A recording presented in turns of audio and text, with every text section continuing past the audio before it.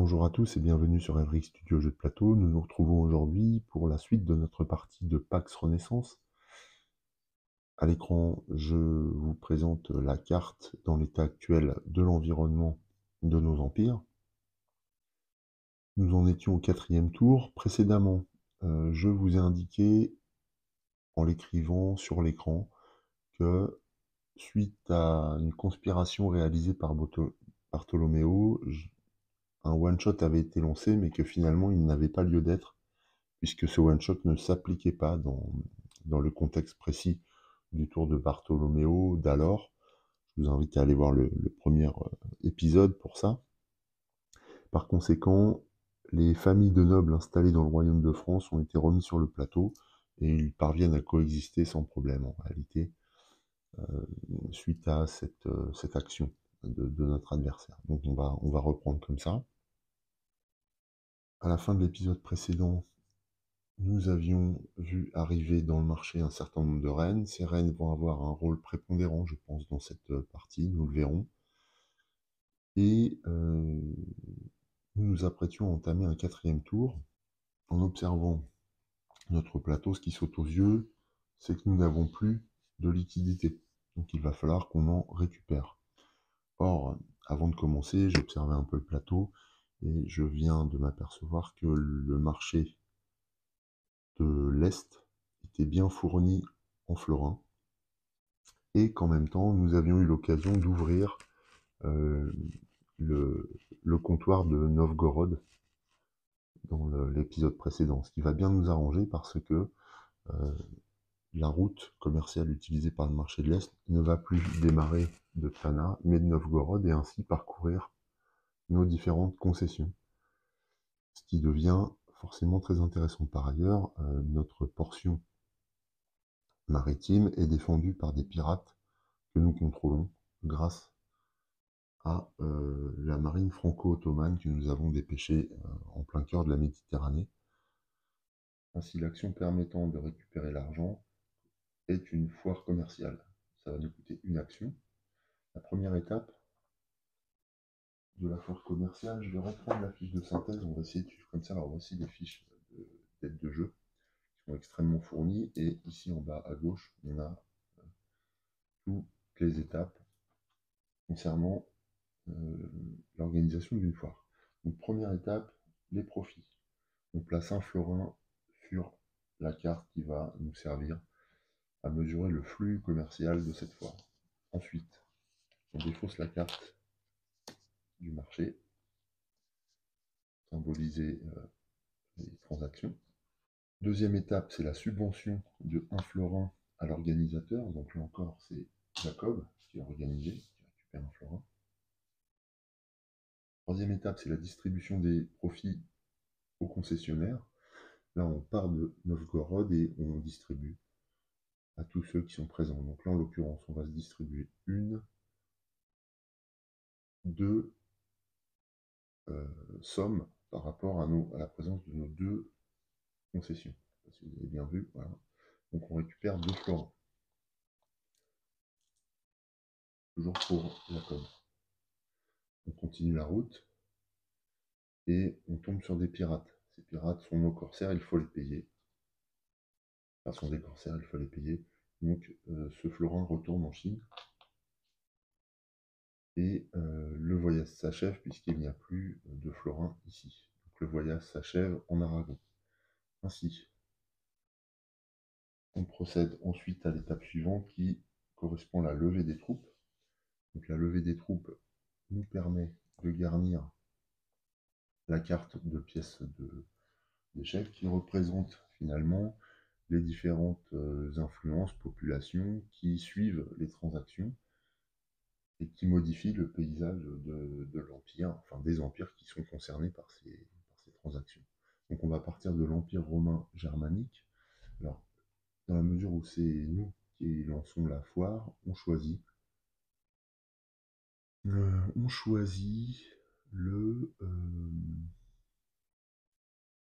la pièce que nous allons mettre. Alors on a le choix dans l'Empire romain germanique de on a le choix entre des pièces protestantes et une pièce chrétienne. Alors, je ne sais toujours pas quoi choisir. Là, je suis toujours face à mon inexpérience. Euh, je vais mettre une tour protestante, on va dire. Voilà. Pour les influences du nord de l'Europe et de la réforme commencent à se faire ressentir en Europe. Je vais jouer un peu comme l'automa qui ajoute en pluralisme. Dans le royaume de France, on va ajouter un cavalier. Alors, je ne vous cache pas que j'ai aussi une idée par rapport au fait d'avoir mis des nobles protestants ici. Ça me permettrait potentiellement d'organiser une conspiration ou une bataille quelconque pour récupérer la carte du Saint-Empire romain germanique. C'est un petit peu le but. Donc le royaume de France c'est fait. Ensuite, on va se poser la question pour le royaume d'Angleterre qui est également traversé. Donc, là, on va poser un cavalier levé. Alors pour ceux qui ne comprendraient pas pourquoi l'ouest de la France est compté dans le royaume d'Angleterre, c'est parce que eh bien, il y a le duché d'Aquitaine en fait, qui est rattaché à la couronne d'Angleterre depuis Richard Cœur de Lion et Aliénor d'Aquitaine. C'est un passage, c'est au XIIe siècle, c'est un moment historique que je connais bien parce que je l'ai étudié et je l'adore en fait. Ce sont des personnages qui sont hauts en couleur, romanesques, notamment Éléonore d'Aquitaine, à la fois, puisqu'elle a été à la fois reine de France, mariée à Louis VII, et reine d'Angleterre, mariée à Henri II, et c'est la mère de Richard Cœur de Lion. Petite anecdote encore supplémentaire, Richard Cœur de Lion, Aliénor d'Aquitaine, Henri II, donc roi d'Angleterre, sont enterrés à Fontevraud, en France, non loin de Tours. Voilà, vous savez tout, et je vous ai dévoilé en même temps ma passion pour Aliénor d'Aquitaine. À ne pas répéter, bien sûr. On continue. Le voyage se poursuivait au Portugal. En revanche, là, il n'y a plus de ville libre. On dit que l'Empire est saturé, donc on n'ajoute pas de pièces, tout simplement. Enfin, il s'achève en Aragon. Et de la même manière, il n'y a aucune ville libre. Donc là encore, l'Empire est saturé, nous n'ajoutons pas de pièces. Notre foire prend fin. Nous pouvons passer à notre deuxième action. En tant que deuxième action, j'ai dans l'intention de me tourner vers le marché pour récupérer des cartes, c'est-à-dire jouer d'influence finalement auprès des différents protagonistes de l'époque. Plusieurs cartes m'intéressent, notamment le tertio espagnol qui nous permet, je vais montrer cette carte, c'est une carte qui nous permet de l'utiliser dans n'importe quelle localisation de l'Ouest, de l'Occident. Elle permet de lancer un siège, donc potentiellement de réprimer des pièces sur le plateau, des pièces d'échecs. Ce sont des guerriers, hein, le tierceau espagnol, ça correspond un peu aux mousquetaires français. Et elle nous permet de poser un cavalier également. Donc cette carte me permettrait d'attaquer éventuellement Venise ou Tombouctou ou Tolède pour libérer des villes. Ça peut être intéressant. Sachant que j'ai déjà cette option d'opération pour l'Est. Donc ça, ce sont des méthodes militaires, certes, mais qui peuvent servir pour renforcer notre influence dans une religion donnée, par exemple, si on souhaite le faire. Donc j'ai cette carte qui m'intéresse. J'ai la carte qui se trouve juste à côté, la carte adjacente. C'est une carte d'Aragon comportant du prestige chrétien. C'est un inquisiteur qu'elle comporte et elle permet de lancer une croisade. Là encore, cette carte m'intéresse beaucoup parce qu'en Aragon, nous pourrions éventuellement lancer une croisade. Cette croisade nous permettrait, grâce à notre cavalier et nos pirates, d'attaquer cette tour. Donc ce sont des infidèles, hein, puisqu'il s'agit d'une famille musulmane, de nobles musulmans. Et donc une croisade est forcément orientée contre des religions concurrentes. Là, on pourrait le faire, ce qui nous permettrait de transformer l'Aragon en théocratie pour renforcer le christianisme en Occident, ce qui nous permettrait de viser le schisme, donc la condition de victoire religieuse, de récupérer l'Aragon, de gagner une concession dans ce secteur, puisque en fait, quand on gagne un roi, on gagne une concession, donc c'est hyper intéressant. Donc, en vous le décrivant, de toute façon, ça finit de me convaincre. Donc je vais récupérer les jésuites tout de suite, en fait. Ce sera ma seconde action, d'autant que j'ai une place dans ma main. Donc je vais pouvoir la jouer, et ça me permettra aussi d'éviter que Bartholoméo s'empare de cette influence auprès de l'Église chrétienne. Donc je paye, cher encore une fois, je paye j'allais dire 2 piastres, mais pas du tout, 2 florins, pour prendre les jésuites dans mon giron. Je les subventionne, ils apprécient, et donc aujourd'hui ils reconnaissent ma valeur à la fois de conseiller, diplomatique et économique. Très bien. Cette deuxième action met fin à mon tour. Comme on peut le voir, il y a 2 trous dans le marché, donc nous allons rafraîchir ce dernier, comme toujours. Je vais le faire hors caméra, on se retrouve tout de suite pour le tour de Bartholoméo. En rafraîchissant le marché, j'ai révélé sur la pile du marché de l'Ouest une comète. On va regarder cette carte, puisque celle-ci va nous permettre d'activer une condition de victoire. Alors il s'agit de la Regiomontanus et la comète de 1472. L'astronome et astrologue Regiomontanus de Nuremberg a estimé la taille de cette comète et sa distance par rapport à la Terre en utilisant l'angle de parallaxe. Après l'avoir acheté, défaussé cette carte et retourné une carte victoire inactive. Voilà, donc enfin on va pouvoir activer une condition de victoire pour éventuellement gagner la partie. Par rapport aux actions que je viens de réaliser, je vais viser la victoire religieuse. Ça, c'est évident, parce que des conditions sont réunies alors. Tout ça va dépendre des actions de Bartholoméo, notamment au niveau de Venise. Donc c'est au tour de Bartholoméo. D'abord, nous vérifions qu'il ne gagne pas. Alors, comment pourrait-il gagner? Alors lui, il a pas mal de concessions d'ailleurs. Il ne faut pas oublier qu'il a Medersa Sami Seman qui lui donne des concessions supplémentaires. Donc il a une concession ici, grâce au pouvoir de sa carte. Tous les symboles de mécène, de privilège mécène, correspondent à une concession. Et il en a. Ah ben il en a plus, puisqu'on l'a tué avec nos pirates. Enfin, les pirates ne nous appartiennent pas, mais avec ces pirates-là qu'on a utilisés comme corsaires. Donc aujourd'hui, il n'a plus qu'une concession ici, quand même, justement non loin du Caire. Il lui en fait 2 au total. Donc il est loin de la condition de victoire liée à la mondialisation. Par rapport à la condition de victoire de la Renaissance, il lui faut de la loi et une république. Alors, il a bien 2 prestiges lois, il n'y a aucune république dans son tableau pour l'instant. Ça, c'est un aspect qu'il va falloir mesurer assez finement. Après, il lui faudra 2 actions pour activer une carte victoire. Donc il aura besoin d'un tour en l'état, sachant que nous n'allons pas activer la victoire de la Renaissance. Est-ce qu'il peut prétendre à une victoire impériale? Il lui faudrait 2 rois de plus que moi. Il n'en a pas non plus, donc pas de victoire impériale. Est-ce qu'il peut prétendre à la victoire religieuse?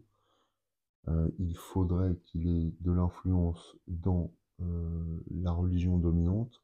On a une religion dominante, c'est-à-dire juste avant la religion suprême.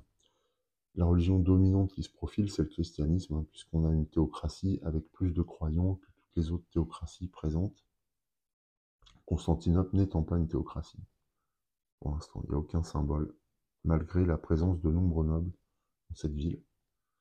Et c'est vraiment un centre commercial plutôt. Donc, elle n'a pas valeur à théocratie. Alors une théocratie, ce qu'est-ce? Eh bien, c'est un régime autoritaire exercé par un chef religieux, tout simplement. C'est comparé à une monarchie qui est laïque. Une théocratie est vraiment dirigée par un religieux ou une religieuse. Donc voilà, donc il ne rassemble pas les conditions de victoire. Donc on peut continuer pour voir ce qu'il décide. Déterminer le plan d'action. Présence d'une comète. Alors nous, on sait qu'une comète va arriver grâce à Regiomontanus, mais elle n'est pas encore dans le marché, donc elle n'est pas présente. Donc nous allons observer les déclencheurs dans le tableau, comme toujours. Et ensuite, déclencheur. Le joueur a au moins 2 royaumes de plus que l'adversaire. Toujours pas.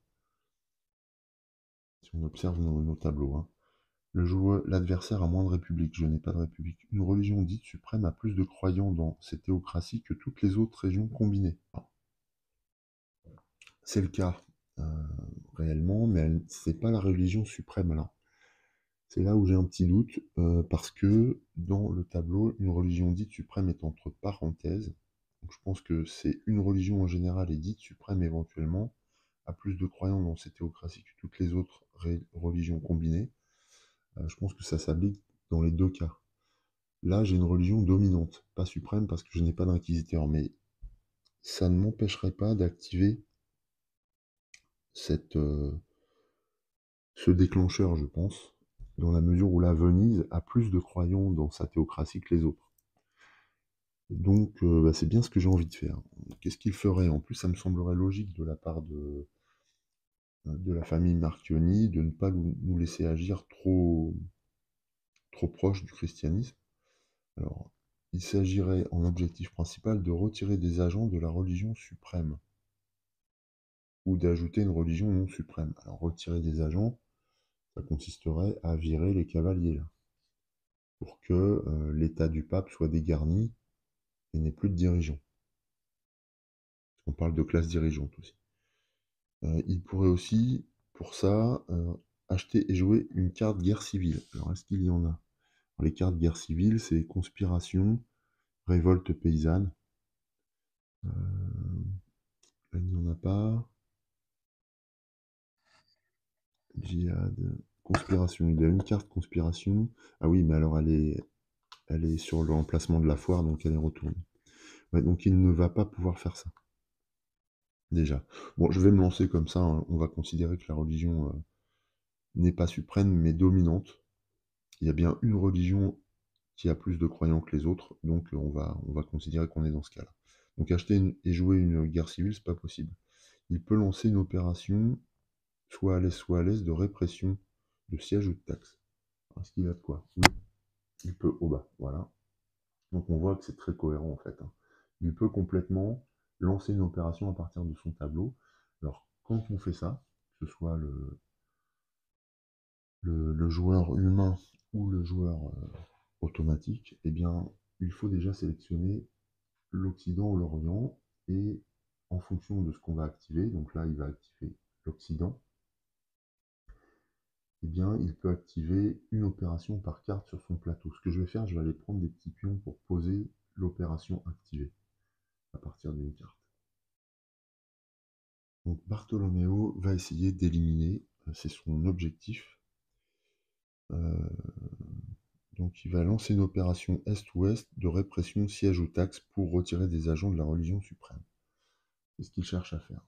Pour cela, il va activer autant d'opérations que nécessaire pour atteindre l'objectif. Et il n'a pas besoin de tout activer.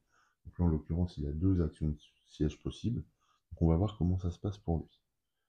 C'est ça, l'adversaire n'exécute que les opérations nécessaires à l'atteinte de l'objectif sur la localisation ciblée, plus toute opération de commerce. Ah d'accord, il fait du commerce. Alors là, il n'a pas d'opération de commerce. Donc concrètement, il lance un siège, et vous vous doutez bien qu'il le lance à Venise. Boum. Donc il lance un siège à Venise, ici, dans la théocratie, hein, puisque c'est ce qui est visé en premier. Donc ce siège consiste, si je vérifie, opération de siège, utiliser cette opération pour tuer une tour, un cavalier ou un pirate de n'importe quelle couleur sur la localisation désignée par la carte. Donc là, effectivement, on peut tuer un cavalier vénitien. Voilà, grâce à cette opération. Résultat de l'action, la théocratie ne comporte plus qu'un cavalier à Venise. En revanche, il y a un pirate à proximité, un pirate chrétien qui pourrait être compté dans une croisade. Alors là, il faut connaître la règle de la croisade, mais dans les croisades, les pirates se joignent à la bataille s'ils sont de la religion attaquante. Ça, c'est le cas. Donc je pense que Bartholoméo va utiliser son siège pour éliminer ce pirate chrétien, ce qui va éloigner encore la possibilité au Saint-Siège de dominer la région par le christianisme. Pourquoi il va le faire? Parce qu'il a une deuxième opération. Ah, cela dit, non, c'est pas sur la bonne localisation. Non, il ne va pas pouvoir le faire, parce que la deuxième opération concerne le royaume de France. Ah, j'avais pas vu ça. Et donc non, il ne va pas pouvoir tuer les pirates. Alors est-ce qu'il aurait pas tué les pirates dans ce cas-là? Je pense qu'il tue une tour d'abord, c'est ça? Alors ça, il faut que je regarde s'il y a un ordre, et je vais vous dire ça tout de suite. Alors je n'ai pas trouvé d'ordre indiqué dans la priorité à donner aux pièces. Je vais vérifier, je sais qu'il y a un ordre de priorité à un moment donné.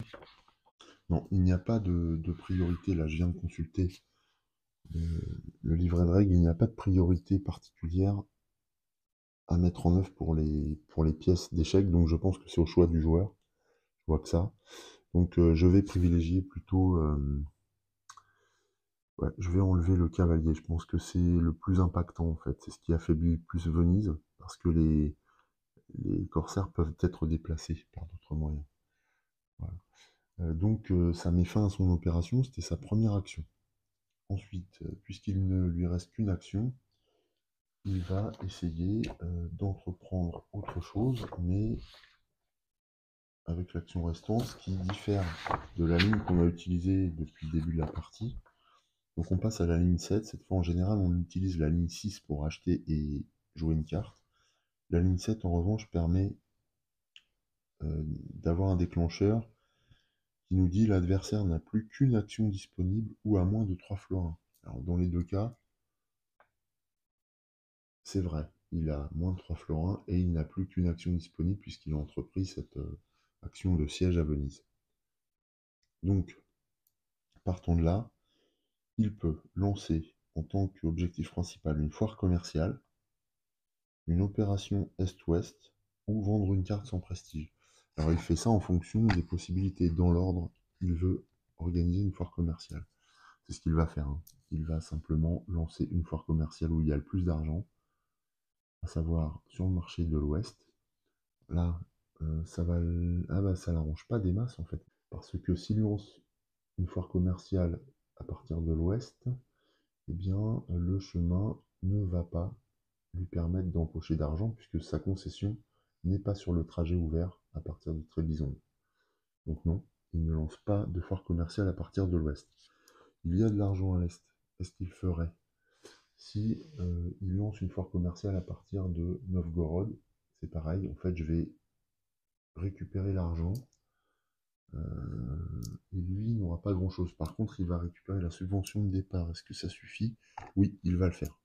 Il va le faire, puisque là il y a de l'argent, donc il va le faire. Donc comme tout à l'heure, donc sa deuxième action consiste à lancer une foire commerciale. Le fait est que celle-ci nous permet d'alimenter les marchés locaux à partir de Novgorod.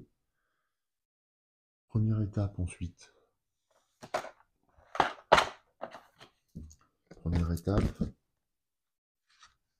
il récupère le profit de 1 florin, ce qui lui permet d'être à 3 florins, c'était son objectif. C'était la subvention. Ensuite, distribution des profits en fonction des concessionnaires. Là, l'avantage, c'est que nous sommes concessionnaires. Donc, le florin restant nous arrive à Jacob, et le voyage s'interrompt immédiatement puisque nous sommes à la première frontière entre le Saint-Empire romain germanique et le Royaume de France. Aussi, nous allons garnir une nouvelle fois l'Empire romain, le Saint-Empire romain germanique d'une pièce. Alors lui, il n'hésite pas, il choisit la pluralité. Donc là, on peut soit s'orienter vers des nobles protestants, soit vers des nobles chrétiens. On a égalité dans l'Empire, mais globalement, il y a plus de chrétiens. Donc lui, il va plutôt s'orienter vers les protestants, je pense. C'est ce qui est préconisé dans les règlements qui veulent favoriser la variété au maximum. Donc voilà ce que peut rendre cette action de foire. Bien sûr, on défausse la carte, je l'ai oublié, qui remet à zéro le marché de l'Est. Donc c'est terminé, il nous reste simplement à rafraîchir le marché. Donc là, il a joué à l'Est, ce qui ne permet pas à la comète de passer pour l'instant. Donc, eh bien, nous allons continuer à avancer. C'est Élisabeth de Bohême qui sort du jeu, donc on la retourne, et elle permettra d'effectuer une nouvelle foire commerciale éventuellement. Puisque il a contrecarré nos plans liés à la religion, je n'ai pas d'autre choix que de lancer une croisade pour fonder une nouvelle théocratie et à nouveau dominer les sujets religieux. Pour cela, je vais relire l'objectif. Je vais bien m'assurer que ça correspond à ce que je veux faire. Une religion est dite suprême si elle a plus d'inquisiteurs de sa couleur en jeu que les autres religions, et plus de pièces de sa couleur en jeu dans ses théocraties que les autres religions combinées. Donc là, si je lance une croisade, en fait, ce qui va se passer, notamment en Aragon, là, c'est que, vous allez voir, on va faire ça. Donc première action, je joue cette carte en Aragon, donc à l'ouest. Je joue les jésuites. J'annonce que je lance le one-shot, la croisade. Donc les jésuites me perdent... Ah oui, mais attention. Si, je vais pouvoir. Je vais récupérer l'agent noté. Donc c'est un inquisiteur, un fou, que je mets sur la carte. Mais cet inquisiteur, est-ce qu'il a une carte en Aragon, lui? Non. Non, il n'a pas de carte en Aragon. Donc mon inquisiteur, pour le moment, est ici et il a un effet... Il a un effet de museler la carte au niveau des opérations. C'est-à-dire que je ne pourrais pas pour l'instant utiliser les opérations de cette carte, mais bon, pour autant, une inquisition me serait possible. En revanche, je peux effectuer le one-shot sans problème. Donc le one-shot est une croisade. Je vais essayer de jouer avec la lettre de jeu. Alors, croisade. Elle se déroule dans l'Empire sur la localisation de la carte si présence d'un hérétique. En l'occurrence, en Aragon, j'ai présence d'un hérétique. Les hérétiques sont les religions autres que celles que j'utilise pour lancer la croisade. Là, c'est une inquisition chrétienne qui est en place, et le pape décide de lancer cette croisade en même temps à la suite de cette inquisition, parce qu'il constate qu'il y a beaucoup de familles impies d'un point de vue chrétien, à Tombouctou notamment, où vivent paisiblement des nobles islamiques, musulmans plutôt. Qui va agir dans cette croisade? Alors il faut savoir que lorsqu'on déclare une croisade, il y a bataille, forcément. Les deux camps vont s'affronter. Mais je n'ai pas fait ça innocemment, dans le sens où je sais que les croisades utilisent en tant qu'attaquants tous les agents, sauf les inquisiteurs et les concessions. On entend par agent les cavaliers, les pirates adjacents, mais également tous les cavaliers adjacents de la couleur de la religion attaquante. Or là, on a des cavaliers partout. On a des cavaliers au Portugal, enfin dans la péninsule, dans la région du royaume du Portugal, dans les États du Pape, en France, y compris en Angleterre, hein, l'adjacence compte en diagonale dans ce jeu. Donc on a une possibilité vraiment d'écraser Tombouctou totalement. C'est un peu un phénomène ça s'appelle au niveau historique de Reconquista. Alors c'était plutôt 13e, mais effectivement, c'est un peu plus précoce que la période qu'on joue, mais en même temps, voilà, il peut y avoir quelques velléités encore, quelques volontés de s'imposer encore, notamment au nord de l'Afrique. Il me semble il faut payer les cavaliers adjacents éventuellement, mais là on ne va pas vraiment avoir besoin parce que nous avons des pirates, ou alors si je vais payer un cavalier, je pense, ici. Donc pour ça, je vais dépenser un florin, je vais le mettre à côté du cavalier que je vais utiliser pour cette croisade. Donc en résumé, pour attaquer Tombouctou, je vais utiliser le cavalier présent à Valence, le pirate adjacent et le cavalier de Lyon. Pourquoi je fais ça? Parce que si le cavalier, quand on lance une bataille, va tuer la tour, immédiatement, je vais la retirer. Alors est-ce qu'elle est réprimée ou est-ce qu'elle est tuée? Je vais vérifier. Chaque pièce attaquante tue une pièce défenseur, mais est aussi tuée à son tour. Donc, on va dire que chaque pièce attaquante, donc celui-ci, celui-ci et celui-ci, tue une pièce. Là, il n'y a qu'une pièce à tuer. Or, la tour est tuée, donc je la remets dans la boîte. Je vais considérer que c'est ce cavalier qui est tué. Bien sûr, je vais dépenser mon florin, je le remets dans la chine. Voilà, ici. Il ne me reste qu'un florin, et mon cavalier à Lyon est tué. Dans la mesure où des attaquants survivent, la bataille est remportée. Donc là, en l'occurrence, c'est une croisade. Placer les agents survivants dans les villes vides, en réprimant gratuitement si l'Empire est saturé. Procéder à un changement de régime. Donc là, nous avons chassé les musulmans de Tombouctou. Nous récupérons le roi Jean sans foi d'Aragon dans notre tableau. Puisque nous faisons ça, nous avons le droit d'implanter une concession sur la zone en échange du roi. Donc nous, on va le faire ici, puisqu'il y a un pirate de l'autre côté. On va le laisser, le pirate, hein. Il agit un peu comme une barrière défensive. Donc on va le laisser. Alors les pirates peuvent bouger. C'est un peu dangereux aussi parce qu'ils peuvent se retourner contre nous, mais bon, pour l'instant, on va faire comme ça. Donc ça, c'est pour le placement et le retrait des pièces. Après, les effets des croisades. Donc il y a un changement de carte monde. Donc effectivement, puisqu'on a imposé par la force une religion, l'Aragon devient une théocratie. Donc je récupère les cartes monde de l'Aragon, voilà, et je dois avoir voilà, la théocratie ici. Vous voyez qu'il y a beaucoup d'effets à cette croisade, évidemment. Je remplace la zone existante par cette carte sur laquelle je viens repositionner tous les jetons. Donc à Valence reste le cavalier, les pirates restent également à la frontière, mais désormais nous avons deux théocraties chrétiennes, donc deux croyants dans ces théocraties.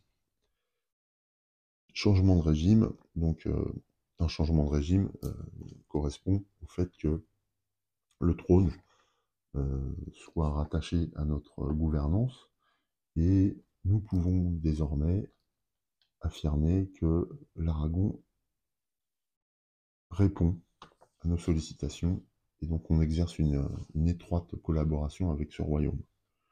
Voilà. Et puis c'est tout, règle vite oubliée, les classes dirigeantes, les inquisiteurs et les pirates n'appartiennent à aucun joueur, tout joueur peut les utiliser pour une guerre de religion. Ce que je ne sais pas, c'est si je gagne des florins. Non, a priori je ne gagne pas de florins dans l'exemple des croisades. Il y a d'autres batailles qui se soldent par un gain d'argent, mais pas les croisades. En fait, je pense que ça en coûte plutôt que ça n'en rapporte en réalité. Mais voilà, c'est pour la spiritualité. Notre croisade est finie. Alors c'était un petit peu décousu parce qu'il a fallu que je vérifie l'ensemble des règles. J'essaierai de faire un montage propre. Pour autant, une fois de plus, notre carte a grandement évolué et nous nous retrouvons dans des conditions très favorables à une victoire religieuse. C'est ce qui m'intéressait. Et c'était uniquement notre première action. Deuxième action. Deuxième action, alors nous n'avons rien acheté. Est-ce qu'on n'achèterait pas quelque chose? Il nous reste un florin, ce qui n'est pas beaucoup. On pourrait aussi éventuellement déclencher une foire commerciale, mais alors à partir de Trébizonde, est-ce que c'est intéressant? Oui, histoire de dépouiller le marché, ça peut être bien, je pense. D'autant qu'il n'y a pas de concession sur ce parcours. Donc deuxième action, nous lançons une foire commerciale de nouveau. Donc là maintenant on connaît le principe, je prends un florin dans la Chine, je le mets sur la carte est défaussée. Ça c'est le calcul des profits. Ensuite la subvention à l'organisateur est de 1 florin pour Jacob. Ensuite, eh bien, on partage les profits entre les concessionnaires, mais là attention, on part de Trébizonde, c'est la route blanche. Donc hop, on suit la route. Premièrement, il faut payer les corsaires. Donc avec un florin, je paye les corsaires à la Chine. Ensuite, nous avons une concession à la frontière de l'Aragon, ce qui signifie que cette pièce nous revient, simplement, et que le voyage s'interrompt. Nous implantons de nouvelles troupes. Alors, ce qu'on voit, c'est que le fait d'avoir créé une théocratie en Aragon, la couleur de la tour à Alger a changé. Ce qui va évidemment bouleverser un petit peu l'environnement religieux de la région. Alors, on part de Trébizonde, l'Empire est saturé. La Hongrie, l'Empire byzantin est saturé. La Hongrie est saturée. La zone de Constantinople, l'Empire ottoman est saturé. L'état du pape est saturé, donc on ne rajoute rien dans toutes ces régions. Par contre, Tombouctou est libre. Et là va s'installer, au nom du pape, une nouvelle famille chrétienne dans une tour confortable. Voilà. Et là, on a vraiment une théocratie forte avec deux croyants dedans, ce qui souligne la puissance de la chrétienté à ce moment exact de la partie.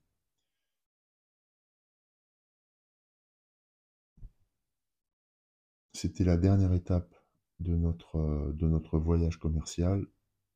Notre tour prend fin, il suffit de rafraîchir le marché. Alors là, on s'approche dangereusement des mariages potentiels, mais pour l'instant, je vais déplacer les cartes. La comète fait son entrée sur le marché. Alors elle est très loin pour le moment, elle va coûter très cher à récupérer. Même si j'ai un peu d'argent, c'est pas pour tout de suite, il va falloir tenir. Nous allons retourner cette carte. Voilà. Il n'y a pas de glissement au niveau du marché de l'Est. C'est un nouveau tour pour Bartholoméo. Alors, on vérifie les conditions de victoire pour Bartholoméo. Je peux retirer ce petit cube qui correspondait à ses opérations précédentes. Alors, je pense qu'il va réagir à l'apparition d'une nouvelle théocratie.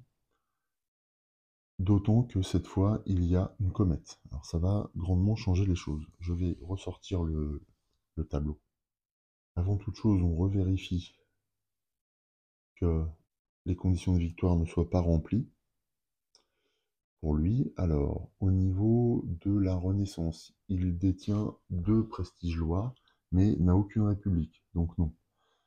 Pour la mondialisation, il n'a pas de prestige. Ah si, il a un prestige exploration, mais il est vraiment en difficulté sur les concessions, puisqu'il en a une là et une grâce à Medersa Saniseman, on sait, grâce à sa carte, et à cette icône mécène, qui ne va pas lui suffire pour dominer, puisque je n'ai beaucoup plus de concessions que lui. J'en ai 3 actuellement sur le plateau. Enfin, beaucoup plus, j'en ai une de plus. Ensuite, troisième, victoire impériale, il n'a pas de roi dans son plateau, dans son tableau, et victoire religieuse. Alors, victoire religieuse, il n'a aucun prestige, ni inquisiteur dans son tableau. Ce qui n'est pas mon cas. Moi, j'ai un inquisiteur et j'ai du prestige J'ai plus de prestige que lui, puisque j'ai du prestige chrétien. J'en ai en plus dans ma main, en réserve. Donc, ce qui va être crucial pour la suite, je pense. Voilà, donc l'adversaire n'est pas victorieux. On continue, on va déterminer son plan d'action, mais cette fois en considérant la présence de la comète. Donc, il n'y a pas de carte victoire active pour l'instant. En revanche, la comète est présente. Alors, la différence avec avant, c'est qu'on regarde justement s'il y a une carte victoire activée. Pour le moment, ce n'est pas le cas. Donc, on repasse à la colonne des déclencheurs et on vérifie les conditions. Le joueur a moins de 2 royaumes de plus que l'adversaire. Le joueur a au moins 2 royaumes de plus que l'adversaire, j'en ai qu'un. Donc non. L'adversaire a moins de républiques que le joueur, je n'ai pas de république, donc non plus. Une religion dite suprême a plus de croyants dans cette théocratie que toutes les autres religions. Alors là, c'est évident, puisque j'ai 2 théocraties, 1, 2, 3 croyants, contre un croyant dans la théocratie du Caire. Ça n'a pas changé, il n'y a pas d'autre théocratie, donc là, oui, on est dans ce cas-là.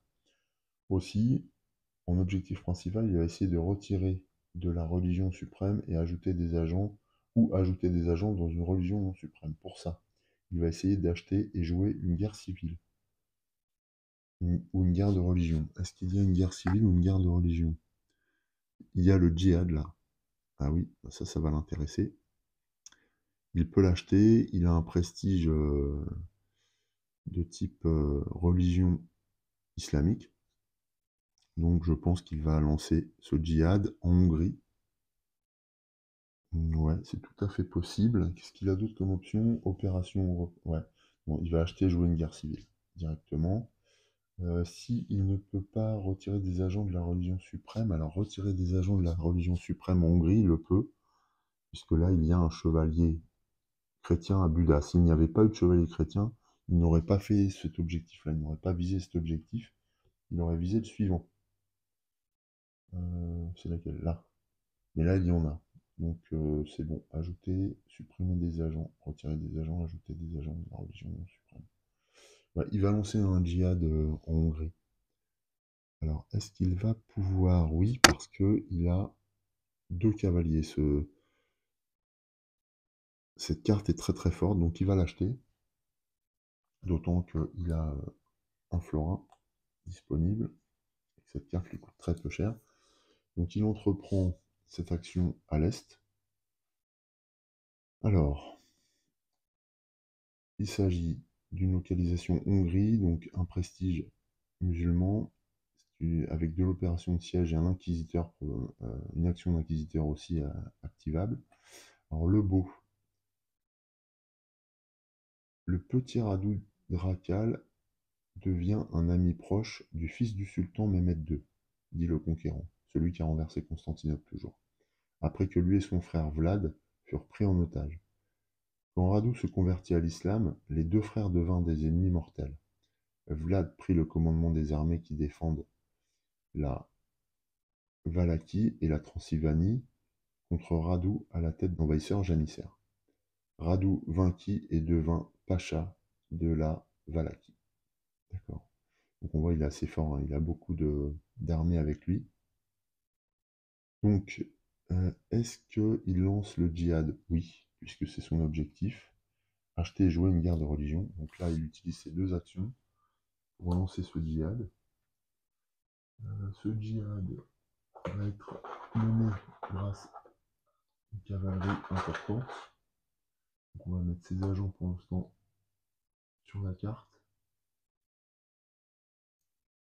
Et on va regarder comment se passe le djihad, mais en fait, c'est la même manière que, c'est exactement de la même façon que se déroule une croisade. Donc premièrement, il faut qu'il y ait des hérétiques présents dans la localisation concernée par la carte. C'est la Hongrie, il y a des hérétiques chrétiens et protestants, donc il y a le choix. Ensuite, les agents, donc les attaquants sont les agents de la carte jouée, les classes dirigeantes sur place, ainsi que les cavaliers dans les empires adjacents. Il y a des cavaliers à Constantinople. Il va faire appel à eux, je pense. Alors tout à l'heure, je les ai payés, mais je suis pas sûr. qu'il faille les payer en fait. Défenseur, tous les hérétiques non réprimés de l'Empire ciblé. Voilà. Donc là, c'est les deux nobles différents, mais pour autant qui vont se défendre. Et les pions réprimés, mais il n'y a pas de pions réprimés. Effet des croisades, changement de carte monde. Alors, on va déjà mener une bataille. Chaque pièce attaquante tue une pièce défenseur. Alors, on va déterminer qui sont les attaquants. On a 2 cavaliers ici et 2 cavaliers ici. Alors, le one-shot ne peut être lancé que s'il est vainqueur. Et en l'occurrence, là, grâce à Constantinople, il peut l'être. Donc, on y va. Il lance ce djihad grâce aux cavaliers de Constantinople et aux cavaliers menés par Tanou, le frère de Vlad. Ainsi, premier cavalier tué des deux côtés. Deuxième cavalier tué, il utilise les troupes placées à Constantinople, ce qui lui permet, à l'issue de cette bataille, d'implanter possiblement ses troupes à lui. Enfin, c'est ce qu'il va faire. Puisqu'il a vaincu, eh bien, un djihad, comme une croisade, provoque un changement de la carte monde, c'est-à-dire la création d'une théocratie. Il va s'imposer dans la région comme dirigeant religieux. Donc on récupère les cartes, voilà. Donc Hongrie, et on l'a ici. Cette fois, c'est une théocratie musulmane qui s'installe. Là encore, les villes sont dominées par cette religion désormais, qui est la religion d'État. Il récupère le roi dans son tableau. Il installe ses troupes. Alors là, même si à part une tour, on peut installer les troupes vainqueurs dans les villes.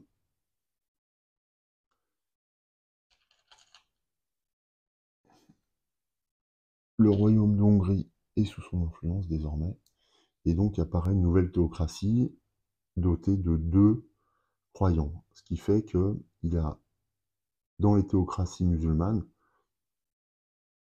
il y a 2 théocraties, 2 croyants plus 1, 3.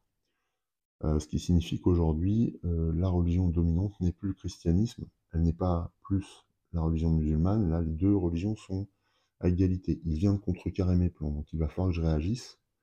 Donc potentiellement j'aille attaquer quelque part où il y a des croyants à lui, mais ça va pas être si simple, hein. Il faudrait que j'ai des cartes Hongrie, alors heureusement il y en a là. Donc, je vais peut-être pouvoir récupérer cette carte, mais ça va me coûter un max, mais tant pis, hein, je vais faire ça je pense. Voilà pour son tour, il est terminé. On va rafraîchir le marché, c'est ce qui nous intéresse maintenant. On voit une réforme là, poindre le bout de son nez. Une deuxième comète rentre dans le marché, donc potentiellement on peut déclencher non plus une mais 2 conditions de victoire à condition d'acheter ces cartes. Et on va quand même révéler les cartes qui arrivent derrière. Donc c'est une carte de la Réforme, là, par exemple, dans l'Empire byzantin justement. Et cette carte-là, va pas falloir qu'il s'en empare puisqu'elle concerne les états du pape. Et ça menace la chrétienté. Puisque lui, pour l'instant, il est plutôt influent. Il a choisi d'être influent auprès des musulmans.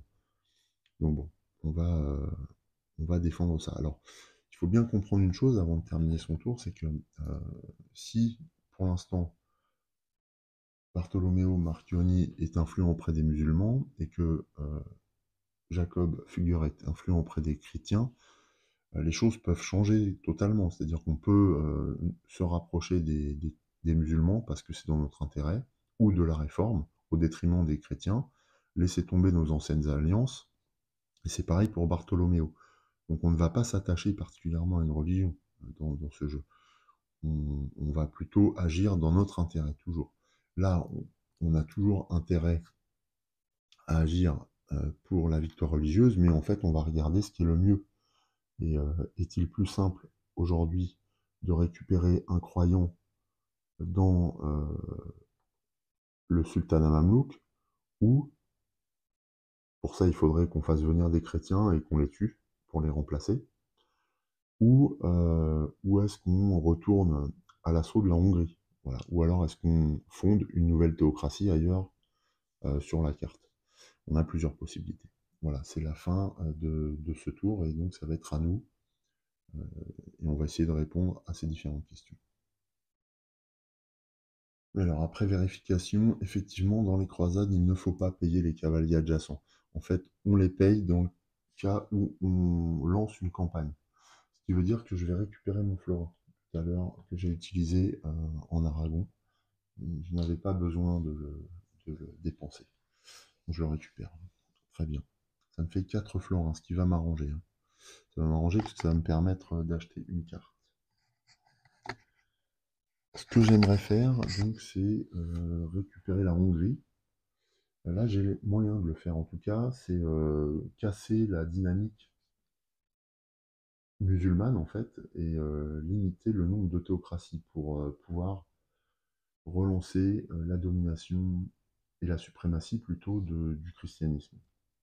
Donc pour ça, j'ai envie de favoriser la réforme en finançant l'armée noire. Et je pense que c'est ce que je vais faire.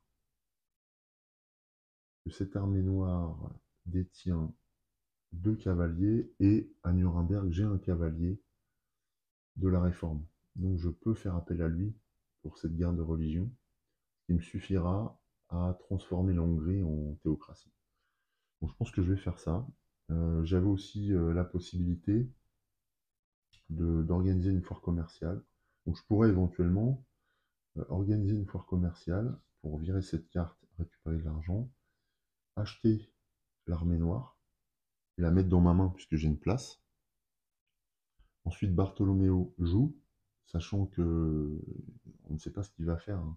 Il va certainement viser un couronnement, donc il pourrait envisager la victoire impériale. Vous avez, si vous avez au moins 2 cartes rois, suzerain ou vassaux, pas de république de plus que chacun de vos adversaires. Alors moi, j'ai un roi. J'ai un roi, mais le fait de lancer cette croisade, ça me permettrait d'avoir un deuxième roi. Donc ça me mettra à l'abri de la victoire impériale.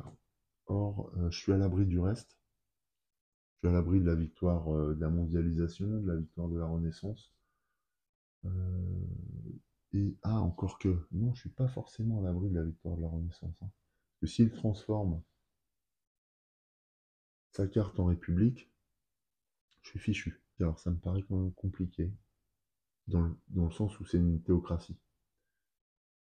Et qu'il n'a pas... Ah si, il a une opération de vote ici possible, mais il peut lancer ce vote qu'en France, donc, ou dans le Saint-Empire romain germanique.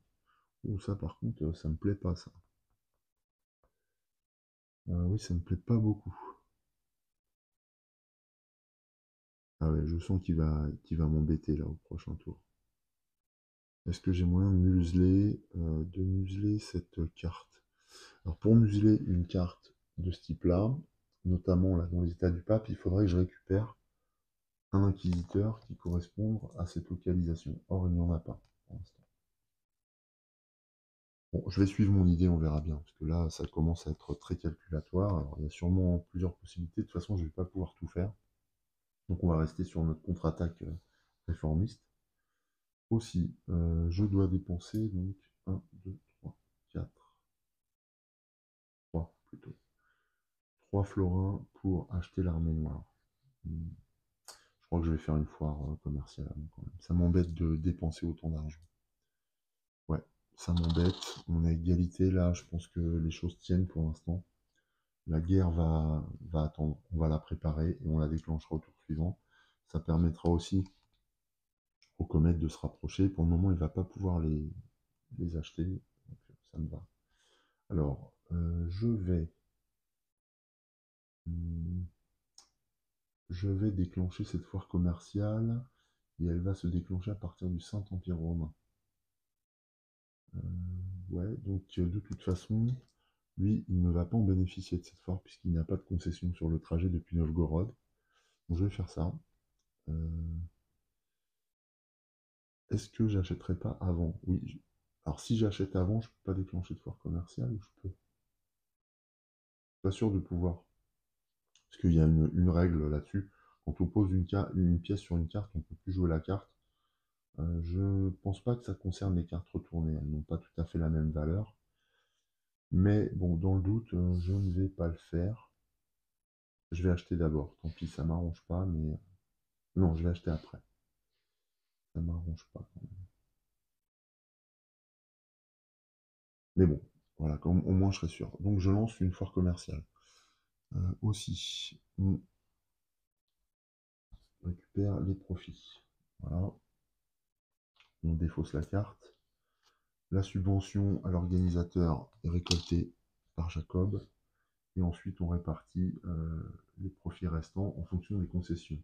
Cette foire nous permet de lancer un flux commercial depuis Novgorod. Donc j'ai une concession de 3. Il y a deux de florins, donc le voyage s'arrête au niveau de Bordeaux. En fait. Voilà. Sachant que donc je récupère les deux florins supplémentaires. Donc là, Jacob possède 7 florins, ce qui est monstrueux. Ça me permettrait d'acheter une comète, éventuellement. Mais dans la configuration actuelle, cela dit, je peux lancer une croisade. Ah, on va regarder, j'ai une carte. Encore, donc ça, c'était ma première action. Puisque j'ai lancé cette foire commerciale, arrivent deux nouveaux nobles dans les régions concernées. Donc là, une tour chrétienne et un cavalier chrétien.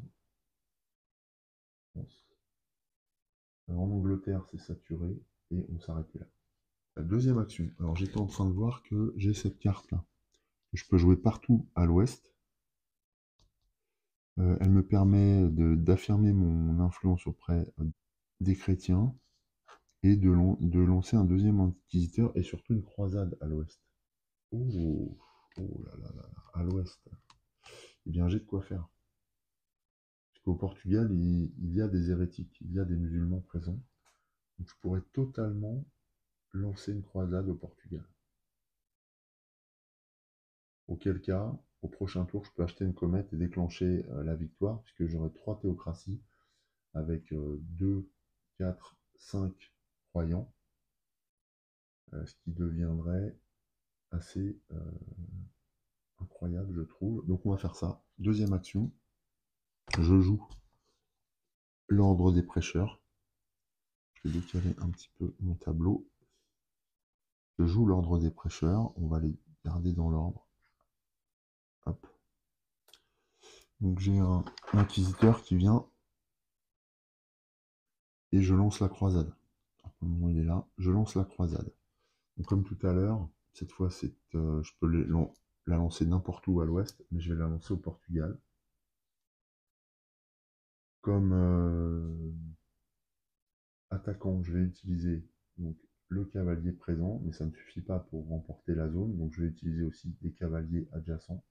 J'en ai 1, 2, 3, 4, 5, donc j'ai largement de quoi faire. Le cavalier, par exemple bordelais, vient tuer la tour, donc j'enlève les deux pièces. Lui aussi est tué, il est blessé, puis il ne survit pas.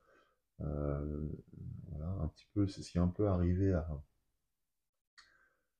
Richard Cœur de Lion d'ailleurs. Pendant un siège, il s'est pris un carreau, ça s'est infecté, il est mort. Alors que sa mère était encore vivante, toujours à Aliénor d'Aquitaine. Voilà, donc c'est ce qui aurait pu lui arriver éventuellement. Ainsi, le Portugal devient une théocratie chrétienne, puisque j'ai suffisamment de pièces survivantes, sachant que les participants, bah voilà, j'avais besoin que de 2 cavaliers, hein. Une théocratie chrétienne, et je pourrais éventuellement, si je considère que je utilisais aussi là le cavalier du royaume de France qui est adjacent en diagonale au royaume du Portugal, je peux utiliser aussi ce cavalier-là pour peupler le Portugal, c'est pas un problème. Donc, je vais récupérer la carte. Voilà, royaume du Portugal transformé en théocratie. Donc on poursuit la Reconquista finalement. Hop. L'Emporio Nuit est toujours fermé, mais donc notre cavalier est présent et à Grenade, nous implantons un cavalier qui a pris part à la bataille puisque j'avais mes 5 cavaliers là, les autres restent à leur place. Aussi, j'ai 2 croyants dans cette zone. Cela provoque aussi un changement de régime, donc je récupère le roi, je gagne une concession, une nouvelle fois. Alors cette concession, le problème c'est que je n'ai plus de place aux frontières. Ainsi, je peux la réprimer gratuitement. Réprimer, ça veut dire que je la pose sur la carte du roi. Simplement, ce qui est super, c'est que ce roi me rapporte, comme c'est un roi navigateur, Henri le Navigateur, me rapporte un prestige exploration. Donc là, je me rapproche avec 3 prestiges exploration de la victoire de type mondialisation. Je vais marquer mon influence auprès de ce nouvel état. Et nous voici désormais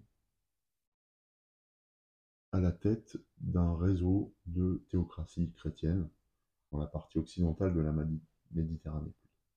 On a aussi désormais 2 rois dans notre tableau, ce qui est énorme. Mais finalement, on n'a pas attaqué la Hongrie. Alors ça, c'est juste notre carte que nous avons jouée dans notre tableau. Voilà, c'est ça. Alors, la contrepartie, c'est qu'on a aussi un inquisiteur qui surveille tout ce qu'on fait. Ça, c'est un peu galère parce que ça neutralise les opérations de ces cartes. Il faudrait que je réussisse à les déplacer. Alors, ah, mais je peux. L'inquisiteur, en fait, je peux l'envoyer n'importe où sur une carte correspondant à la localisation de ma carte. Ce que je vais faire là, pour finir mon tour, je vais envoyer mon inquisiteur quelque part en Occident. C'est ce que me permet cette carte, puisque les inquisiteurs, quand je les joue, je peux les envoyer n'importe où, sur mon tableau ou sur le tableau adverse, pour museler une carte. Et c'est ce que je vais faire. Je vais envoyer mon inquisiteur sur la carte de Bartholoméo pour l'empêcher d'utiliser ses opérations. Voilà. Là, la carte est neutralisée par l'inquisiteur chrétien, puisqu'une inquisition a lieu et ils ne peuvent rien faire d'autre. C'est la carte gonfalonière qui est maîtrisée. Ok, bah, très bien. Alors ça m'arrange grandement. Alors lui, il a le droit de déplacer ses inquisiteurs aussi, hein, mais il ne va pas forcément le faire au prochain tour, on verra. On rafraîchit le marché.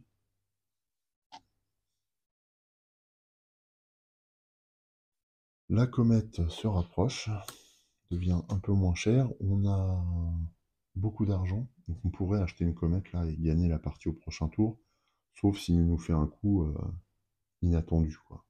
Ce qui peut être le cas, hein, on va voir.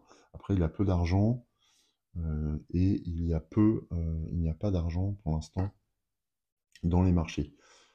Par ailleurs, Sophie, paléologue, elle disparaît et devient une carte pour une foire commerciale à venir. On va maintenant se tourner vers les actions de Bartholoméo. Alors là, il va falloir que je prenne un petit temps pour vérifier si d'abord les conditions de victoire ne sont pas réunies pour lui, et ensuite pour vérifier aussi, considérant la présence des comètes, quelle est la situation qui domine là, actuellement, ou les situations qui dominent, et qui vont conditionner les actions de notre adversaire. Je vais faire ça hors caméra et je reviens vers vous tout de suite, et je vous explique ce qu'il en est.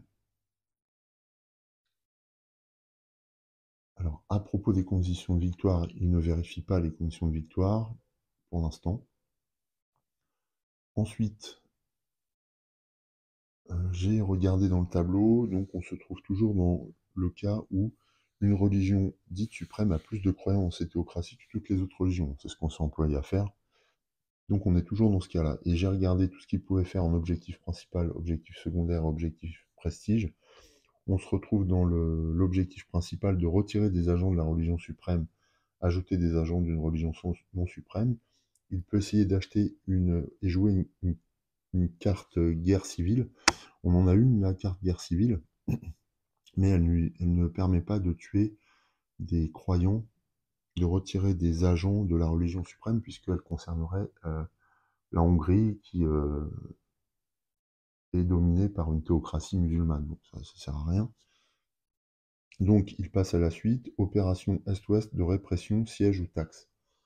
Alors, il a des opérations à l'Est ou à l'Ouest. Alors, à l'Est, il peut effectuer un siège en Hongrie, ce qui ne lui apporte rien, toujours, puisque c'est plutôt dans l'Empire byzantin que ça aurait été intéressant. Empire ottoman, il n'y a pas d'action, donc on va s'orienter plutôt à l'ouest. Pour l'instant, à cause de l'inquisiteur, la carte est muselée. Alors, est-ce qu'il peut bouger l'inquisiteur? Non, il peut bouger un inquisiteur musulman. Donc, il aurait déplacé cette carte-là. Mais si voilà, il avait pu activer cet inquisiteur, là, il ne peut pas.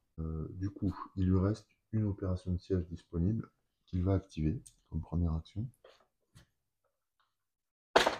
Et cette opération de siège disponible va lui permettre effectivement de lancer un siège en France.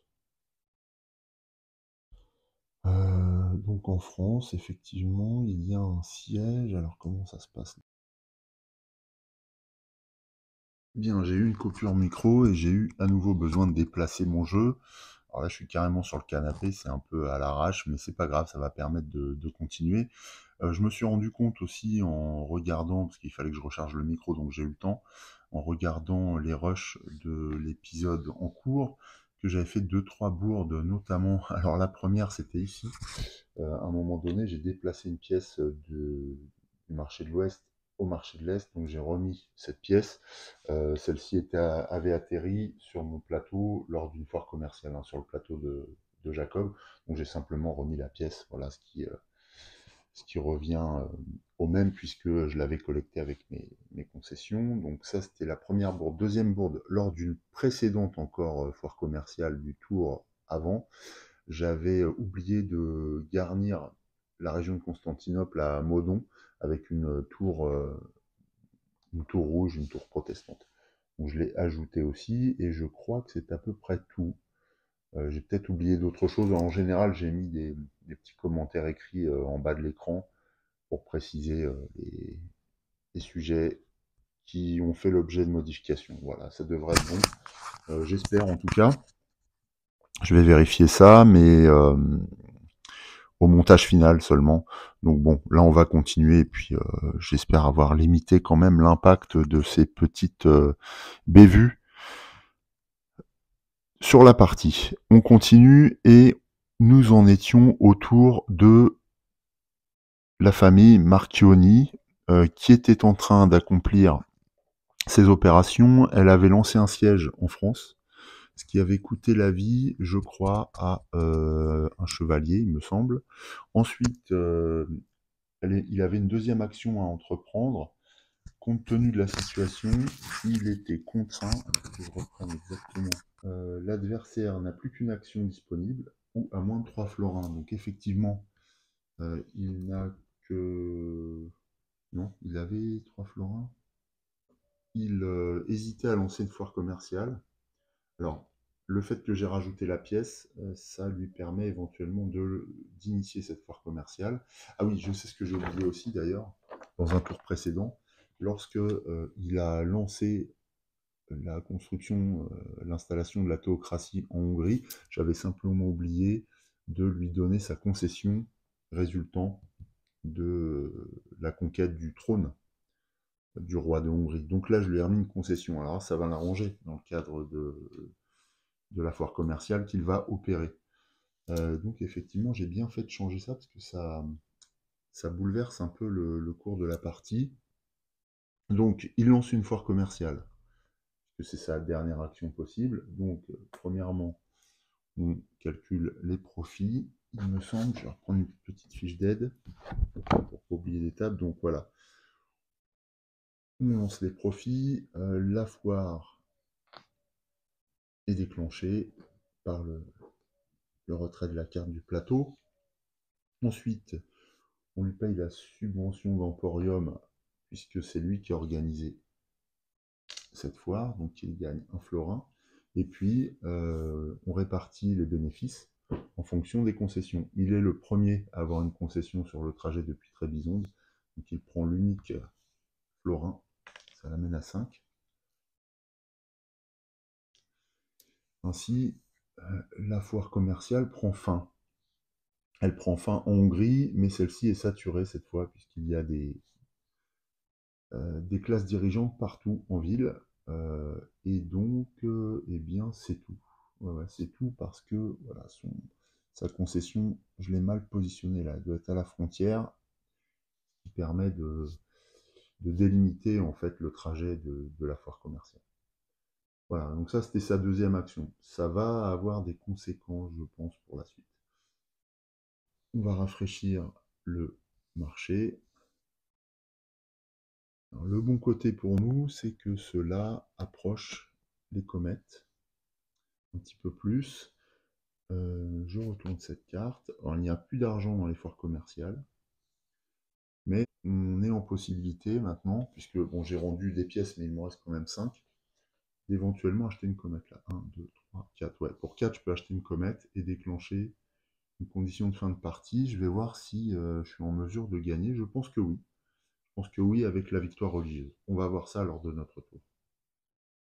Bien, je viens de vérifier les conditions de victoire, donc la bonne nouvelle c'est que je vais utiliser mon tour pour déclarer la victoire religieuse, comme je l'escomptais. Alors comment ça se passe? Eh bien, il y a d'abord à acheter une carte comète. Donc grâce à nos actions précédentes, on a suffisamment de florins pour le faire. Alors on va acheter laquelle? Copernic, tiens, j'aime bien cette carte. Et la révolution héliocentrique. En plus, c'était une révolution décriée par la religion, donc c'est assez marrant de faire ça. Donc j'achète cette carte pour 4 florins, je la récupère. À partir du moment où je la récupère, je la défausse.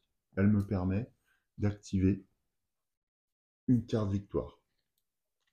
Je choisis d'activer toujours dans cette même action d'achat de carte, comète, la victoire religieuse. Vous gagnez si vous avez plus de prestige dans la religion suprême que chacun de vos adversaires. Une religion est dite suprême si elle a plus d'inquisiteurs de sa couleur en jeu. Alors là, les chrétiens ont 2 inquisiteurs en jeu, quels que soient les tableaux, hein, ainsi que plus de pièces de sa couleur en jeu dans ces théocraties que les 2 autres religions combinées. Alors, nous, on a 1, 2, 3, 4, 5 croyants, alors que dans les autres religions combinées, alors, il n'y a qu'une religion combinée qui a des théocraties, c'est les musulmans, donc ils ont 1, 2, 3.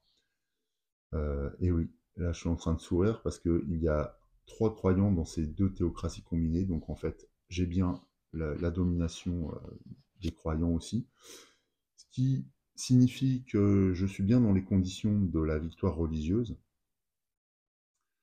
de Thomas de Torquemada, grand inquisiteur. Oh, la vache.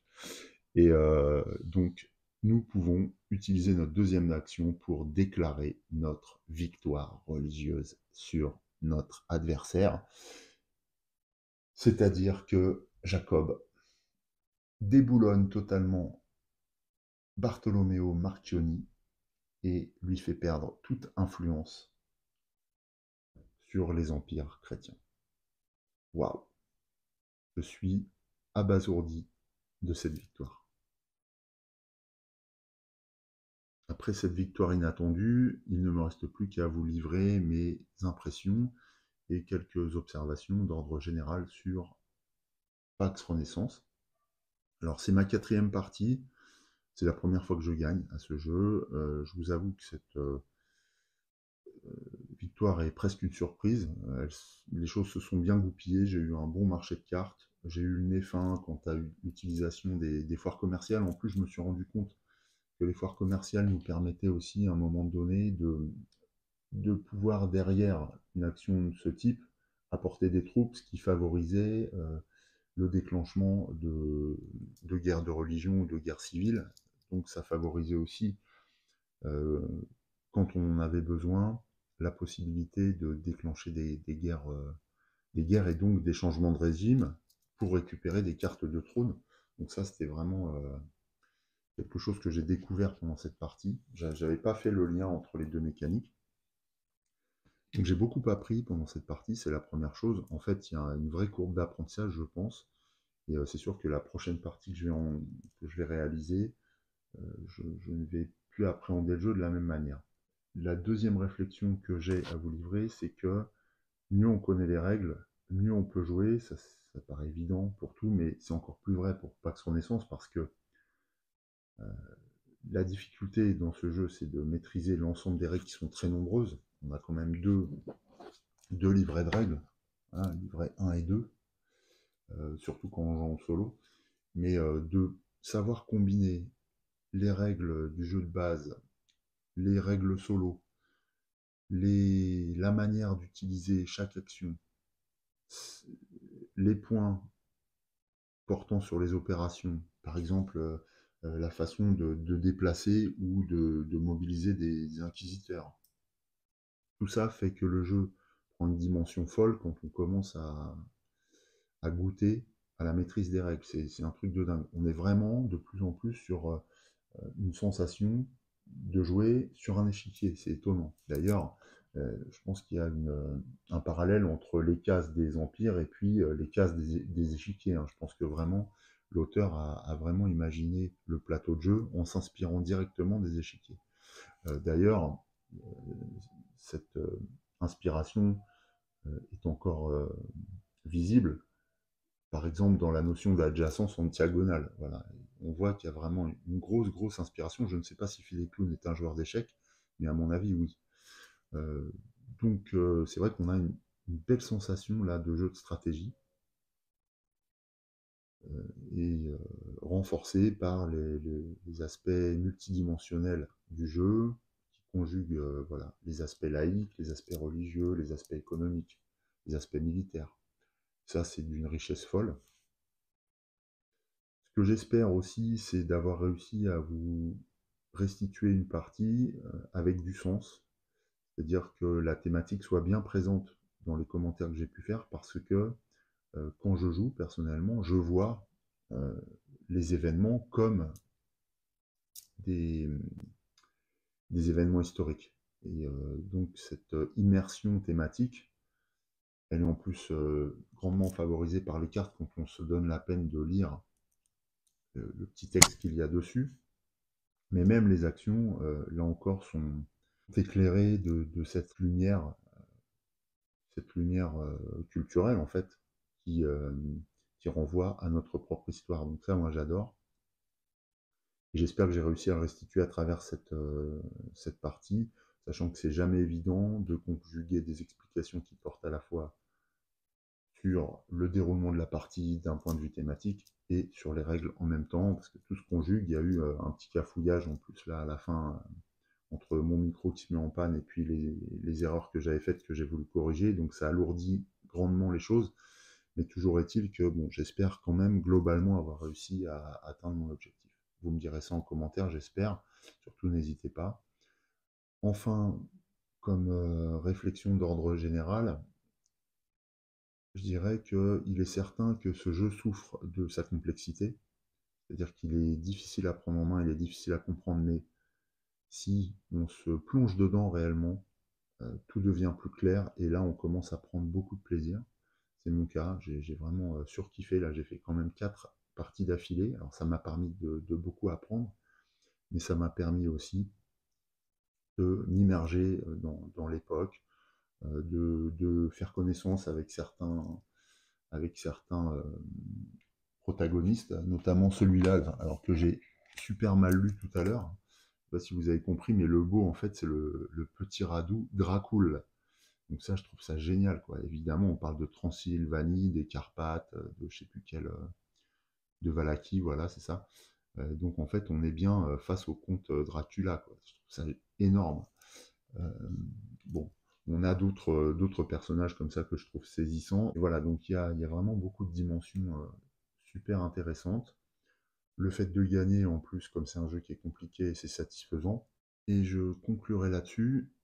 Euh, une partie de Pax Renaissance n'est pas aussi long qu'il n'y paraît, en fait. On peut se dire que c'est un jeu qui va durer des plombes compte tenu de sa densité et tout, mais en fait pas du tout. Alors là j'ai filmé, donc je dois en être à peu près à un peu moins de 3 heures de vidéo, mais en vérité, sans les explications à donner comme ça, sans les, euh, les erreurs que j'ai pu faire parce que je suis en train de gérer la caméra en même temps que le jeu, eh bien le jeu se raccourcit.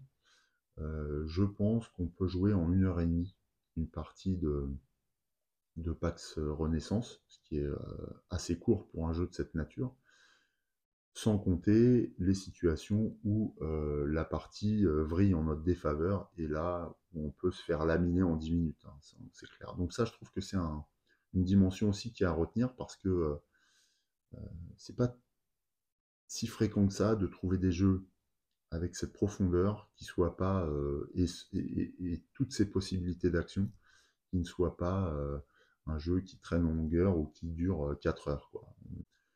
Voilà, c'est tout ce que je voulais vous dire à propos de Pax Renaissance. C'est déjà pas mal, donc je vais m'arrêter là. Il ne me reste plus qu'à vous dire à très bientôt pour de nouvelles aventures. En attendant, portez-vous bien, je vous embrasse. Salut.